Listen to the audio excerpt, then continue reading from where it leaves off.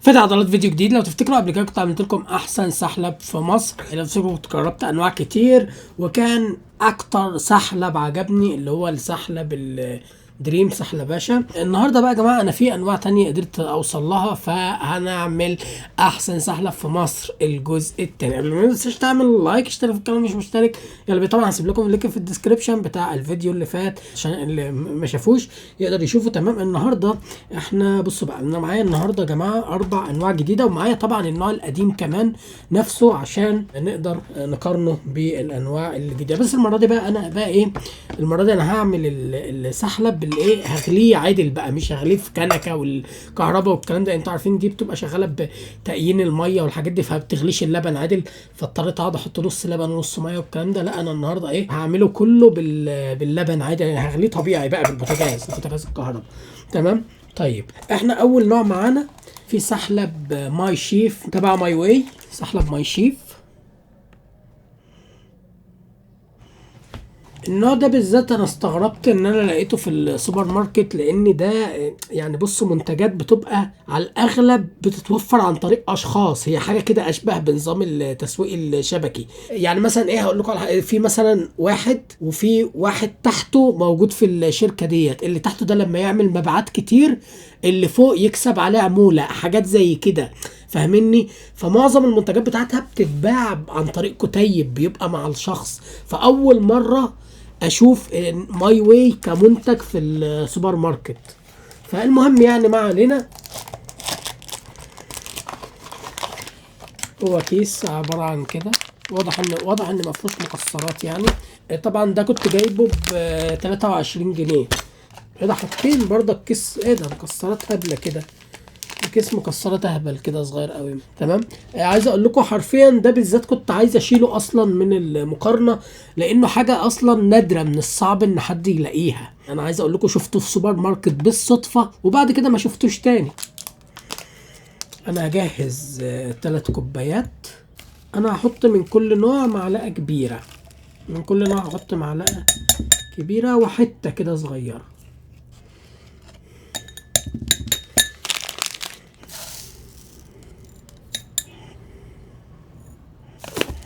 اول نوع ده زي ما بقول لكم كان ب 23 جنيه، بس كنت جايبه من فتره كبيره، فممكن اصلا يعني الاسعار دلوقتي تبقى ايه، مختلفه شويه يعني. طيب في دوت اول مره خالص كنت جايبه كان ب 10 جنيه، لما جبته تاني عشان اعمل التجربه ديت يعني كان ب 13. حاليا ممكن يكون اغلى كمان، لان انا السحلبات دي مش بلاقيها كلها مع بعض في نفس الوقت، يعني كل ما الاقي نوع بجيبه لحد ما ايه اكون حبه كويسين. فطبعا عقبال ما بلاقي بقى الانواع بيكون النوع التاني ممكن يكون غلا، فاهمين ان في فترات بعيده شويه.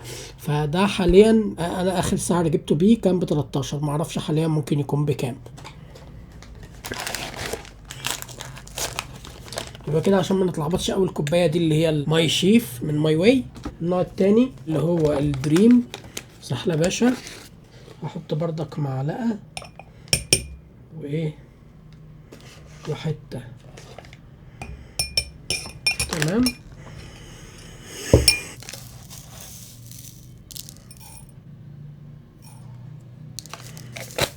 النوع الثالث وكندي فودز، كندي فودز ب50 جنيه.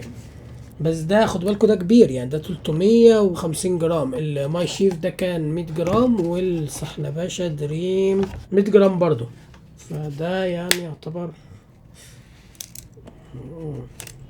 ده بقى حاطين فيه شوية مكسرات،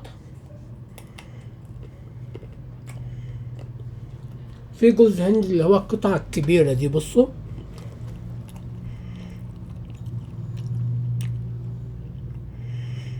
ولوز. يعني هي مكسرات ما تعتبرش كتيرة، هم حبة فوق كده يعني. بس يعني دي مش فكرة كويسة ان يحطوا مكسرات فوق السحلب نفسه، لازم يبقى في كيس او حاجة، لان انا الوقت اما اجي اخد سحلب هاخد ازاي؟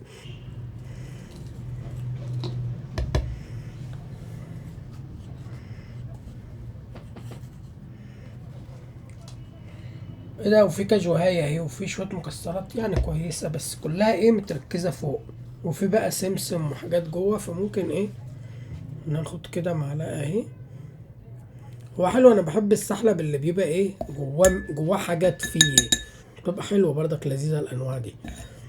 تمام كده. دوت اللي هو الكاندي فودز. تمام، هنغلي كميه كويسه من اللبن تكفي الثلاث كوبايات. انا كان المفروض، مش مشكله، كان المفروض اعاير بالكوبايات الاول، بس مش مشكله، هي الكنكه ديت يعني لما بتتملى بتكفي مثلا كوبايتين. ممكن املى كميه لبن كبيره اهي، وجنبها في ديت برضك حبه تانية عشان ايه الكوبايه التالتة. كده كويس اهو. طيب نولع بقى عليهم.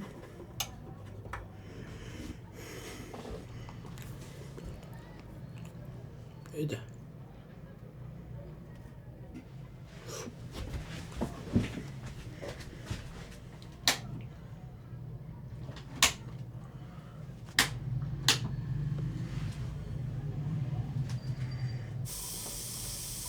أنا المفروض كنت احط ده على العين الاقل عشان يغلوا مع بعض.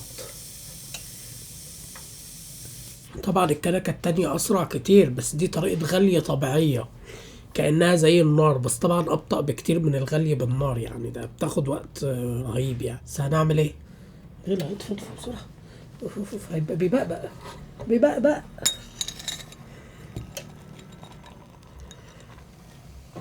حلو، ادي كده كوبايه. ايه ده؟ دي كمان بتغلى اهي. ده ما ينفعش احطها على يا لهوي، مش عارف احطها فين. احطها هنا واطفي، انا طفيت خلاص. مش ينفع. اوف. لا يا جدعان، عكيت الدنيا. الله ينور.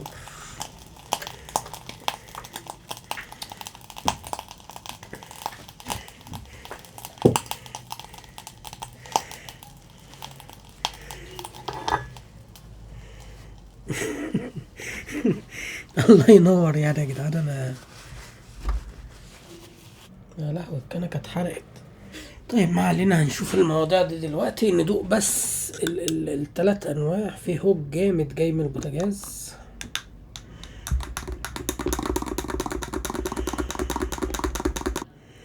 سخنة قوي قوي. يا جدعان، ايه العك اللي انا عملته ده؟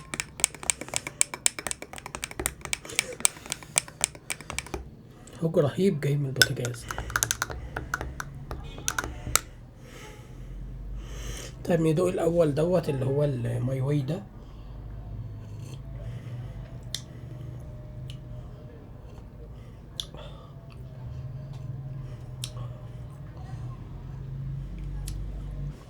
هو مش وحش، ولكن مقارنة بالسحلة باشا، نجرب السحلة باشا.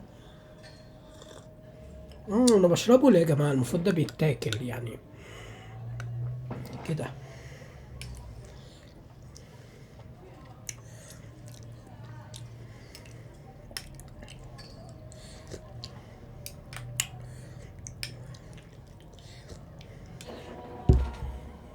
السحلة باشا افضل من ماي واي، لان في جواه سمسم كده.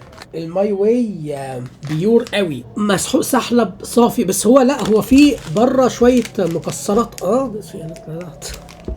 هو في بره شويه مكسرات وسمسم، فلو حطينا هيبقى بيعادلوا.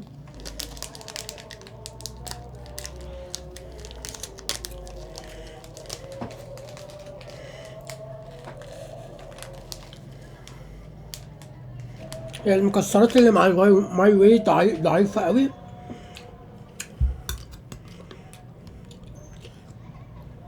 بس كمسحوق سحلب لذيذ. ال ال ال ال الدريم سحلب باشا طعمه ألذ شويه من الماي واي، وفي ميزه ان هو في شويه سمسم كده منه فيه، فاهمني. النوع التالت بقى اللي هو الكندي فودز. الكندي فودز بقى فيه سمسم كتير وفيه جوز هند كمان.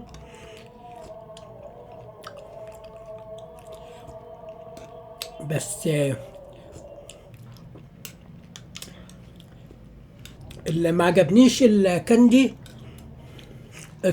رغم ان فيه يعني سمسم من جواه ومكسرات وشويه جوز هند وبتاع. بس مسحوق السحلب نفسه اخف من التانيين، مع ان انا حاطط بالتقريب نفس الكميه، لكنه اخف بكتير من التانيين ومش طعم كده زي التانيين. يبقى احسن واحد لحد دلوقتي في الثلاثه دول هو السحلة باشا. خدوا بالكم السحلة باشا دريم الماي واي مقارب ليه، والسحلة باشا يعتبر احسن شويه. وبعدين في حاجه المتوفر اكتر ايه اللي موجود ومنتشر في كل حته، مش الماي واي. فالماي واي بما انه فيه ندره، رغم ان هما متقاربين قوي بس الماي واي فيه ندره، ويعتبر الماي واي اغلى مقارنه بالدريم. وهو الفرق ايه يعني؟ كيس مكسرات تعبان. فاذا نقول ان لغايه دلوقتي في الثلاثه دول احسن واحد فيهم مازال متصدر، هو اللي كان كسبان المره اللي فاتت، اللي هو الدريم سحلة باشا. هنقارن بقى الدريم سحلة باشا بالنوعين التانيين. احطها طبعا يعني ايه معلقه بردك وحته، معلقه كامله اهي. اوف ايه ده، ونص كده تمام. اخر نوعين بقى معانا اللي هو في نوع اسمه ثمار الخير،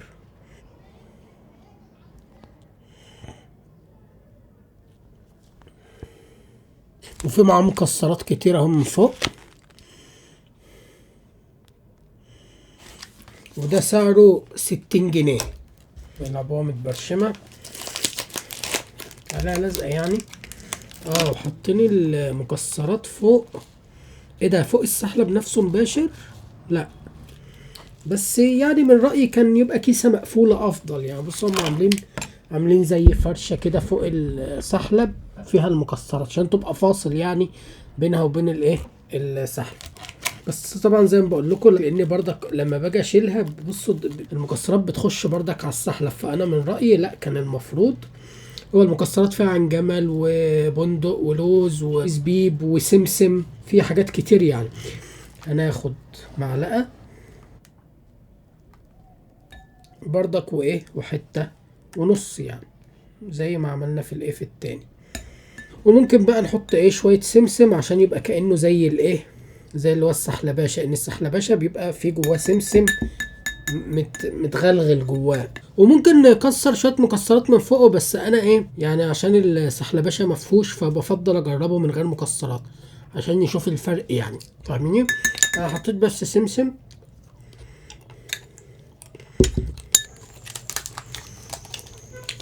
ده ب60 جنيه زي ما قلت لكم. واخر نوع معانا سحلب مهند اهو. بصوا واضح ان هو جواه نفسه فيه سمسم، لان بصوا من ورا تحسوا ان السمسم متغلغل جواه اصلا، غير ان فيه مكسرات يعني من فوق. بس تحس ان المكسرات اقل من ثمار الخير. بس الميزه هنا بقى في سحلب مهند انه متبرشم بالكامل، متبرشم مش حته لازقه زي ثمار الخير، لا متبرشم. بص كان متقفل بالكامل، هي دي الميزه بقى يعني. طبعا دي حاجه حلوه يعني عشان ضمان ان ما يخشش اي حاجه للسحلب. هنا في هنا في ايه ده، ايه ده الكيس اللذيذ ده. هنا في كيس مكسرات لوحده، في شويه يعني لوز وفول متكسر وعين جمل وبندق. وفي بقى فرشه زي ثمار الخير كده، فرشه عليها جوز وزبيب. شايفينها؟ اعتقد هم بيبقوا عاملين الكيس ده بردك عشان ممكن ندق فيه المكسرات نفسها. هي المكسرات حلوه، بس كمان الميزه في سحلب مهند زي ما بقول لكم ان هو نفسه جواه فيه سمسم. التاني جواه سمسم وجوز بردك، جواه حاجات كتير. بصوا التاني ثمار الخير كان المسحوق فاضي يعني، مسحوق سحلب بس بيور ما فيهوش اي حاجه.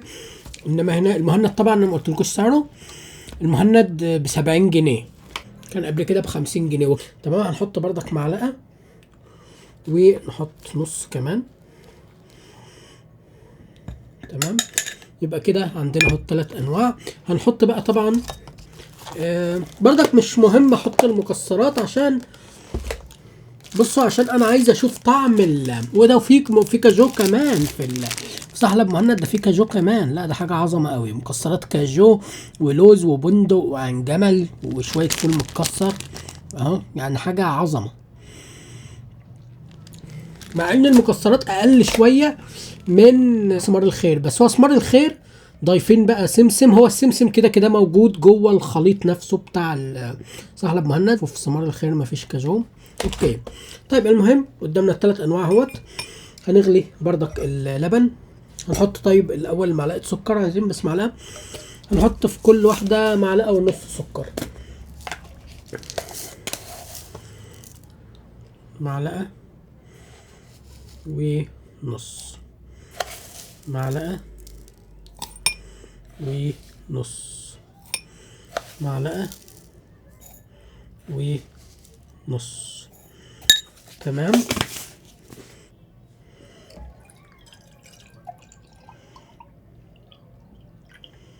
ماشي، ونحط هنا اللبن،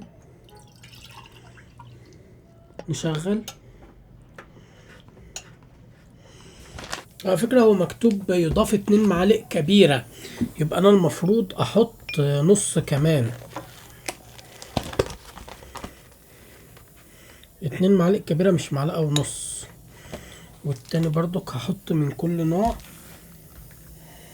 ان هو مكتوب يضاف، فهو هحط برضك من التاني عشان تبقى التجربة ايه مظبوطة.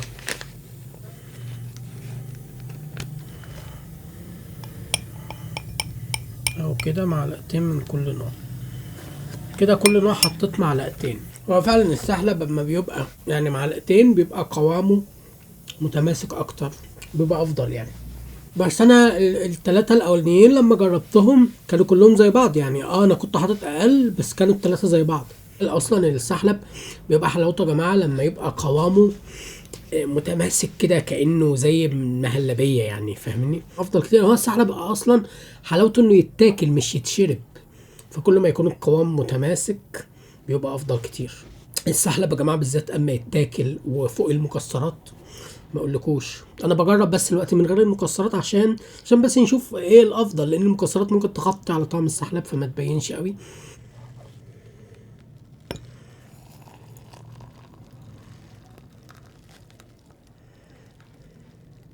خلاص غلى اهو.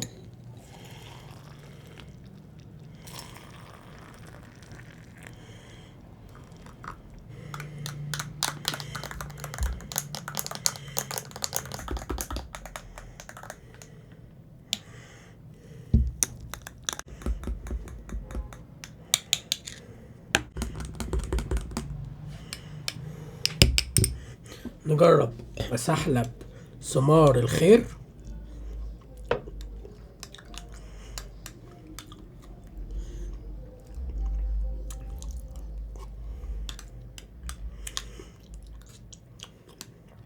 ايه ده؟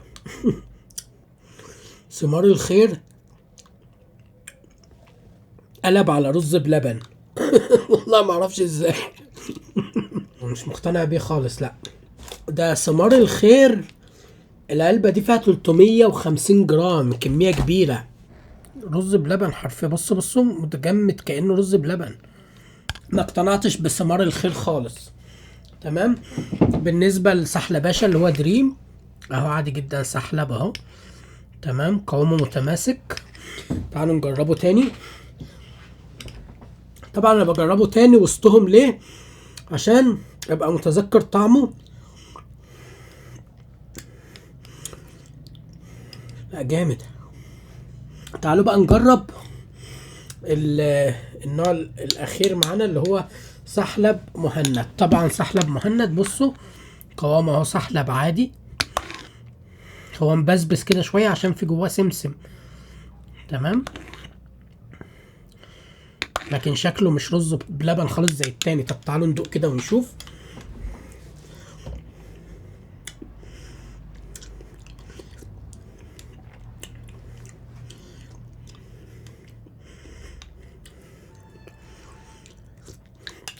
ممتاز.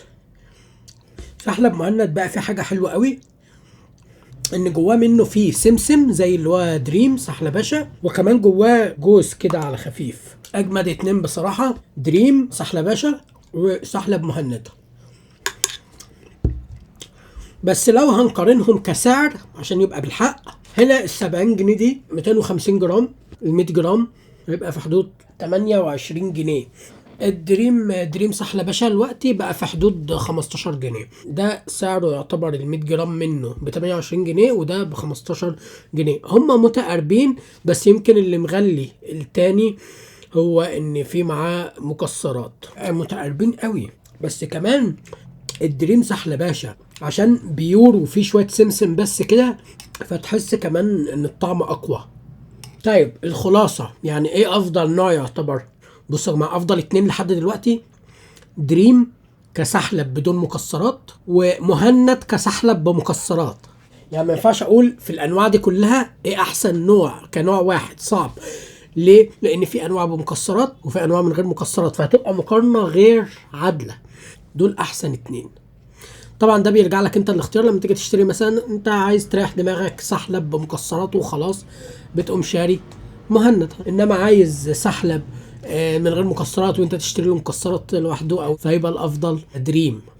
على فكره النظريه دي بتثبت ان مش دايما الاغلى هو الافضل. يعني انت عندك ثمار الخير ده ب 60 جنيه ولكن دريم يضربه. احسن نوعين بقى ممكن اكافئهم ان ايه، نجربهم بشويه مكسرات بقى. معايا المدق اهي، ونقوم راميين شويه مكسرات كده حلوه مع طالما طلعوا احسن اتنين بقى.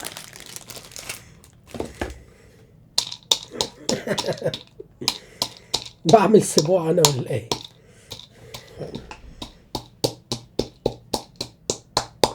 يلا شويه مكسرات عسل اهي، نحط حبه لمهند وحبه لدريم. يلا تعالوا نجرب بقى الاتنين وهما بالمكسرات.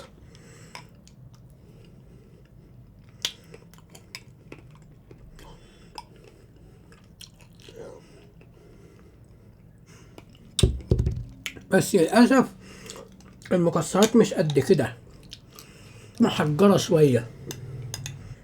كمان دريم ميزته كمان ان صلاحيته سنة، مهند 6 شهور.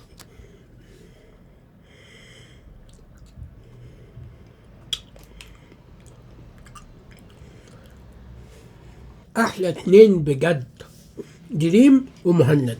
طب لو في النهاية هبقى مضطر مثلا نختار واحد بقى خلاص، اللي هو يعني عشان احنا بنقول احسن سحلب في مصر، لو في النهاية انا لازم يعني اختار واحد يعني، فانا شايف ان هيبقى سحلب مهند. لان غير المكسرات السحلب نفسه جواه حاجات، في زي فتافيت فول كده وقطع جوز هند. السحلب تحس ان في شغل كده، في حاجات مش مجرد، فاهمين قصدي؟ فلو هختار واحد في النهاية عشان احسم الموضوع ان يبقى ده احسن سحلب اللي هو توب التوب، هختار سحلب مهند. بس اتمنى تكون الحلقة عجبتكم، يا رب تكونوا اتبسطتم. استنوني فيديو جديد.